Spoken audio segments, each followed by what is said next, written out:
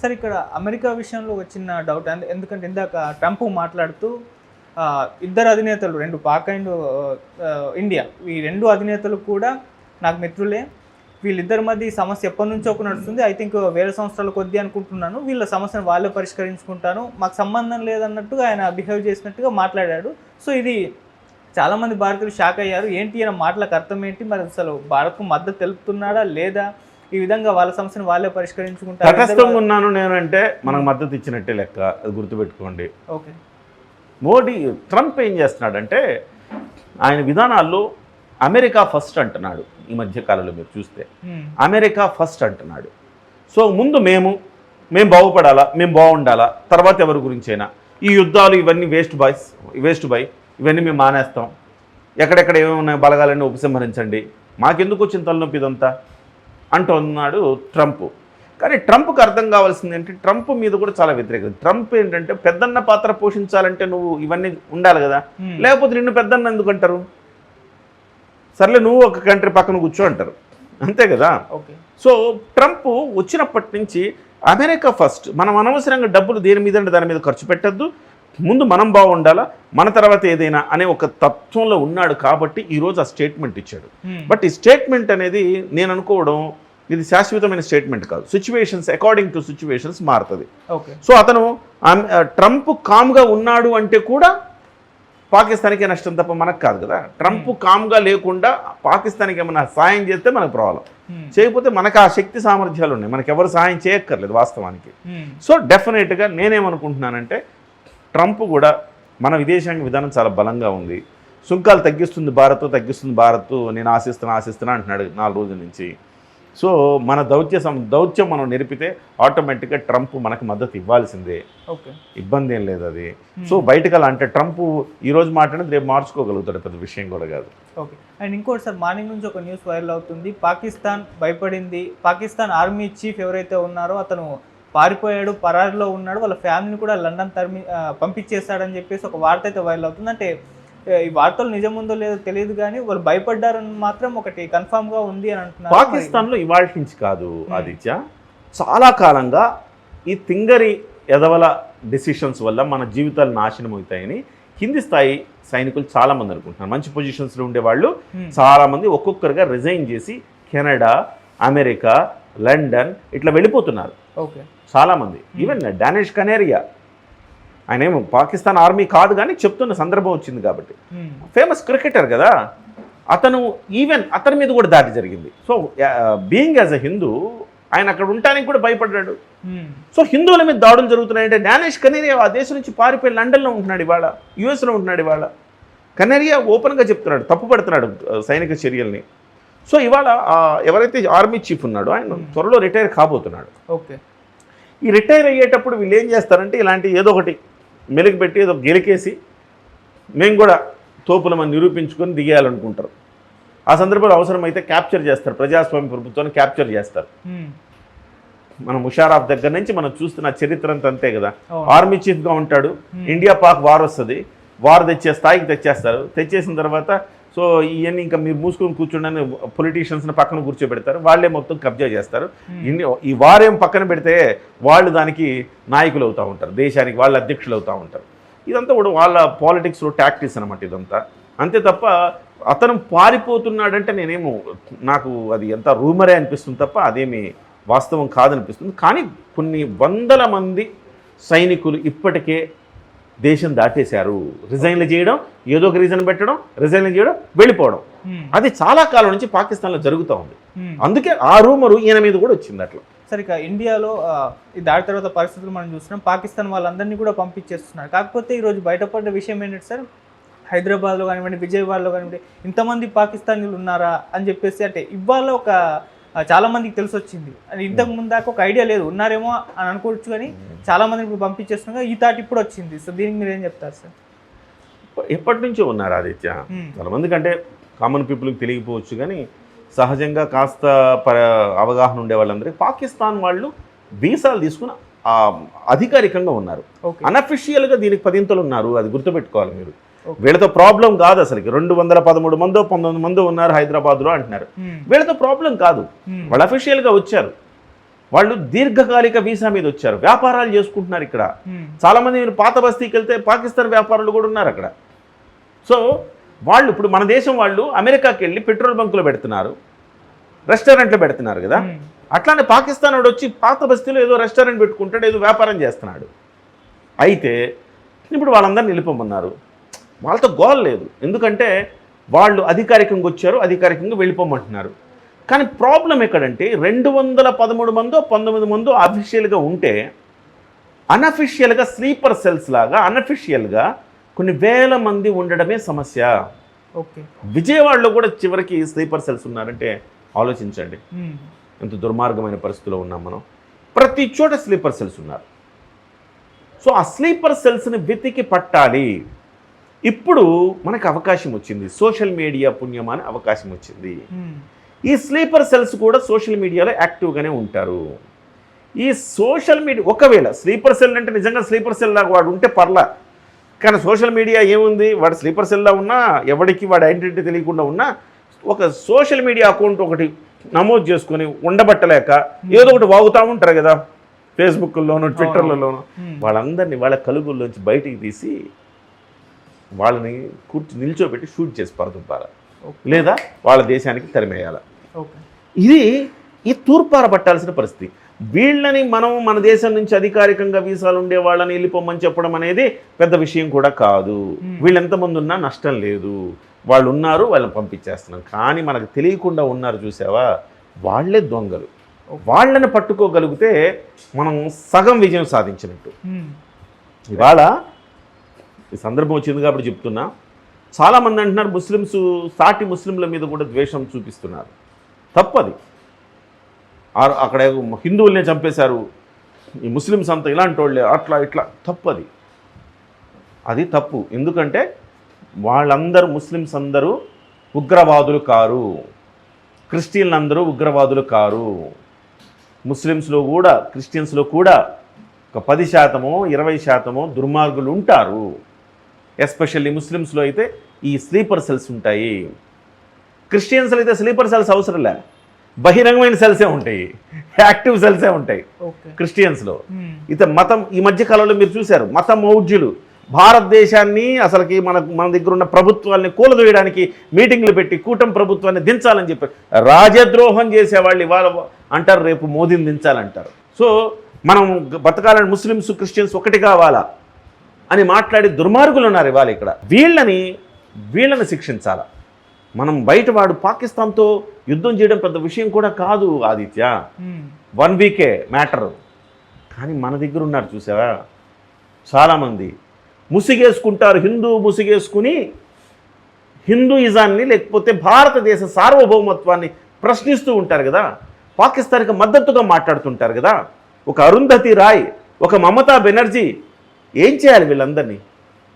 శైలేష్ యాదవ్, ఇలా చాలామంది ఉన్నారు. సో వీళ్ళందరినీ ఏం చేయాలి? వీళ్ళని ముందు చివరికి పాకిస్తాన్ డిబేట్స్లో మనకు మద్దతు ఇచ్చేవాళ్ళు ఉన్నారు భారతదేశంలో. అరుంధతి రాయ్ మనకు మద్దతు ఇస్తుంది, మమతా బెనర్జీ మనకు మద్దతు ఇస్తుంది, కాంగ్రెస్ పార్టీలో చాలామంది మనకు మద్దతు ఇస్తున్నారు, ఇండియా కూటమిలో మనకు మద్దతు ఇచ్చేవాళ్ళు ఉన్నారని మాట్లాడుకుంటున్నారంటే వాళ్ళ డిబేట్లలో అర్థం చేసుకోవచ్చు సిచ్యువేషన్ ఎంత డేంజరస్గా ఉందో. వీళ్ళని ముందు మనము బుద్ధి చెప్పాలి. నిజం చెప్పాలంటే ప్రజాస్వామ్యం ఎక్కువైపోయింది భారతదేశంలో, ఎక్కువైపోయింది. ఎవడు ఏమైనా మాట్లాడచ్చు, ఏమైనా కోయచ్చు. నువ్వేమైనా మాట్లాడచ్చు. ఆదిత్యం నేను తిట్టచ్చు, ఆదిత్యం నన్ను తిట్టచ్చు, పర్లా, ఓకే. నీకు వాక్ స్వాతంత్రం ఉంది, నన్ను తిడతావు, నాకు వాక్ నేను తిడతా. పోనీ అబ్బా నేను పవన్ కళ్యాణ్ తిడతా, పోనీ వాక్ స్వాతంత్రం ఉంది అని వదిలేయండి. లేదా చంద్రబాబుని తిడతా, జగన్ తిడతా, వదిలేయండి. కానీ దేశ సార్వభౌమత్వాన్ని ప్రశ్నించేంతటి వాక్ స్వాతంత్రం ఎవడికి ఉండరాదు. ప్రజాస్వామ్యంలో నీకు వాక్ స్వాతంత్రం ఉన్నా కానీ నీకు దేశ సార్వభౌమత్వానికి బీటల వారేలా మాట్లాడేంత వాక్ స్వాతంత్రం ఉంటే అది ప్రమాదకరం దేశానికి. ముందు ఇక్కడ యూట్యూబ్ ఛానళ్ళు పెట్టుకొని చిలువలు పొలువులుగా మాట్లాడుతూ ఇవాళ ఒక అరుంధతి రాయల్లాగా చాలామంది తయారయ్యారు మన తెలుగు రాష్ట్రాల్లో కూడా. ప్రశ్నిస్తానని ఒకడు, తులసి మొక్క ఇంకొక చోట, ఇలా ఒక్కొక్కళ్ళు బయలుదేరారు. వీళ్ళందరూ కూడా దేశానికి చేటు. సో ఇలాంటి వాళ్ళని ఏర్పరేయాలి. అంటే నేను అంటుంది ఏంటంటే హిందువుల్లోనే, ముస్లింలు క్రిస్టియన్లోనే కాదు, ఆ 10-20% హిందువుల్లో కూడా ఉన్నారని చెప్తున్నా. అటువంటిప్పుడు మన సాటి ముస్లింని మనం ఎందుకు అట్లా ద్వేషభావంతో చూడాలి? అలా ద్వేషభావంతో మనం చూసిన నాడు పాకిస్తాన్ ఉగ్రవాదుల పన్నాగం పారినట్టే. వాళ్ళు ఎందుకు ఇవాళ ఆ రకంగా చంపారు తెలుసా ఆదిత్య? ఇవాళ నువ్వు ముస్లిమా హిందువా, ముస్లిమా హిందూ ఎందుకు అలా అడిగారు? ఇంతకుముందు ఎప్పుడు అడగలేదే. విచక్షణారహితంగా కాల్పులు చేసి వెళ్ళేవాళ్లే. ఇవాళ ఎంత సెలెక్టివ్గా ఎందుకు చంపారు? ఎందుకు చంపారంటే భారతదేశంలో పురుషుల్ని ఎందుకు చంపారు? అది కూడా భారతదేశంలో పురుషాధిక్య సమాజం అంటే పితృస్వామ్య సమాజం మంది. పితృస్వామ్య సమాజంలో ఒక ఇంటి పెద్దని చంపేస్తే జీవితాంతం ఏడవాలి భార్య బిడ్డలు. ఇది వాళ్ళు అనుకున్నారు. ఇలా ఒకటి ఫస్ట్. రెండవది, నువ్వు హిందువా ముస్లిం అంటే ముస్లిం అయితే వదిలేసి హిందువుని చంపేస్తే వాడికి ఏమనిపిస్తుంది? ఎస్, అరే మన దేశంలో ముస్లిమ్స్ అయితే వాళ్ళకి ఫ్రెండ్స్, మనం మాత్రమే శత్రువులు. అంటే ముస్లిమ్స్ వాళ్ళు ఒకటే అని హిందువులు కనిపించి హిందువులు సాటి ముస్లిమ్స్ మీద ఒక ద్వేషంతో వ్యవహరిస్తారు. వ్యవహరించడం వల్ల రేపో మాపో ఇద్దరి మధ్య అంతర్గత యుద్ధం రావాలి. బయట నుంచి మనం భారతదేశాన్ని ఏమీ పీకలేము, కానీ వాళ్ళ అంతర్గతంగా హిందూ ముస్లింల మధ్య ఒక చీలికొచ్చి అంతర్యుద్ధం జరిగితే, మత కల్లోలాలు జరిగితే చూసి మనం చలిమంట కాచుకుందామని ఎదురు చూస్తున్నారు. సో అటువంటప్పుడు మన దగ్గర ఎవరో ఒక అతను అన్నాడు, ఫేస్బుక్లో పోస్ట్ పెట్టాడు, ఏమని, పూలమ్మే ముస్లిము మా ఇంటి పక్కన పూలు అమ్ముతుంటాడు, పూజకి వెళ్తే ఆయన దగ్గర పూలు తీసుకోవాలా లేదని ఆలోచన వచ్చింది నాకు ఇవాళ, ఏమంటారు ఫ్రెండ్స్, నేను పూలు కొనుక్కోమంటారా వద్దా అంటే, అదేంటయ్యా నిరభ్యంతరంగా కొనుక్కో, అతనేమైనా ఉగ్రవాదా తీవ్రవాదా? నిరభ్యంతరంగా కొనుక్కో. నీ సాటివాడు, నీ తోటివాడు, మీతో కలిసి జీవించేవాడు, వాడి ఉపాధిని దెబ్బతీస్తే వాడు తీవ్రవాది అవుతాడు. వాడి ఉపాధిని నువ్వు ఎట్లా దెబ్బతీస్తావు? కరెక్ట్ కాదు అది.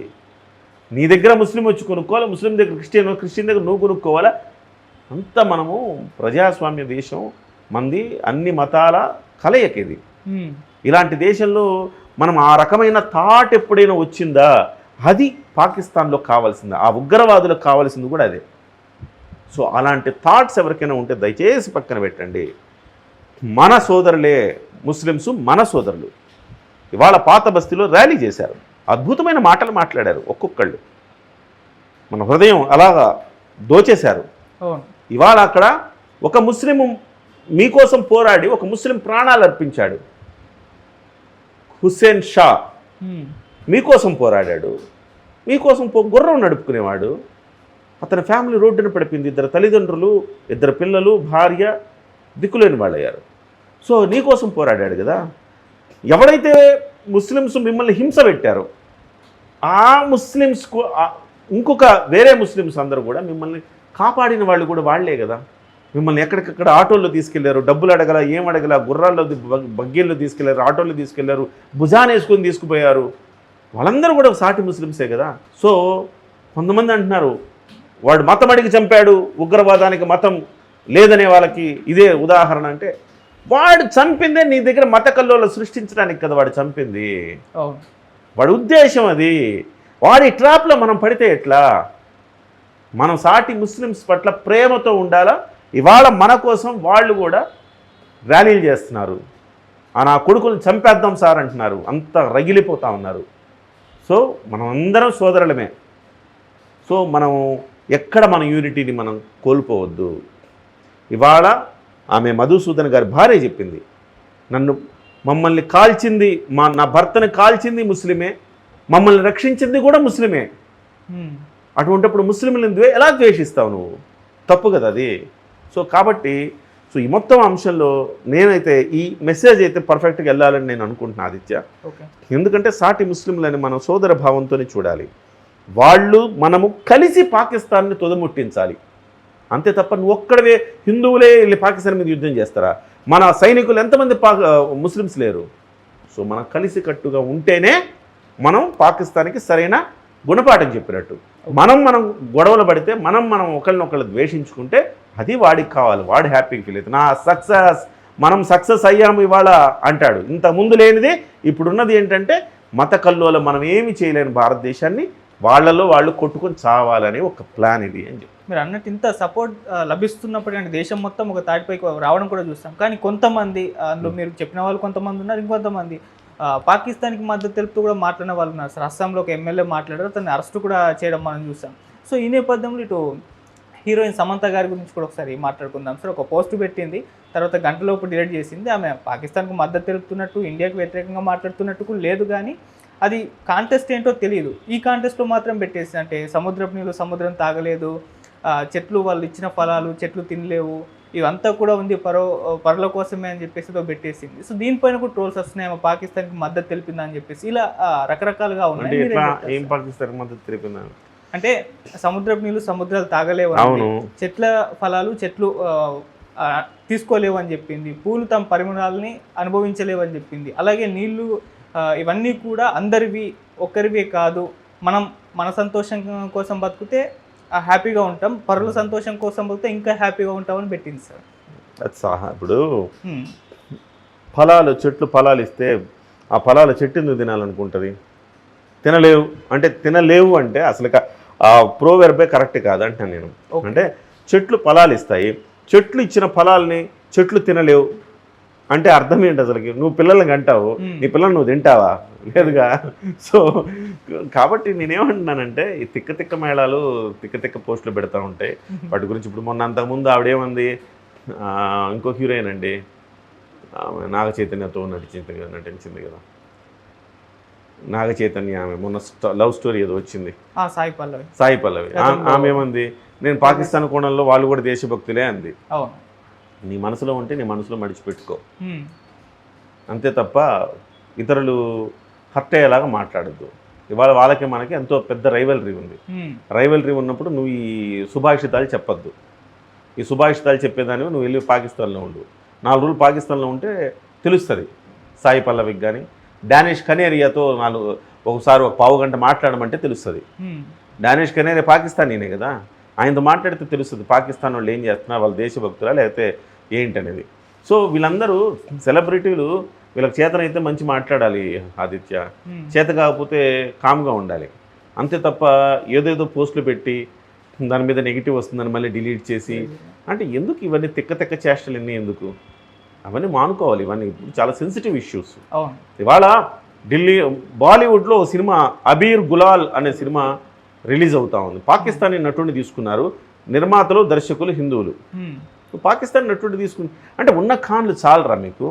ఆమీర్ ఖాను, షారూక్ ఖాను, సైఫ్ అలీ ఖాను, సల్మాన్ ఖాను, మళ్ళీ ఆ ఖాన్లకి మేనల్లుళ్ళు, అన్న కొడుకులు, తమ్ముడు కొడుకులు, వాళ్ళ కొడుకులు, ఇంతమంది ఖాన్లు చాలరా మీకు?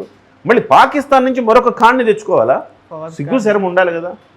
సో పోయి తగుదనమ్మా అంటూ పాకిస్తాన్ నుంచి ఆడెవన్నా తెచ్చుకున్నారు, ఫహద్ ఖాన్ అంట.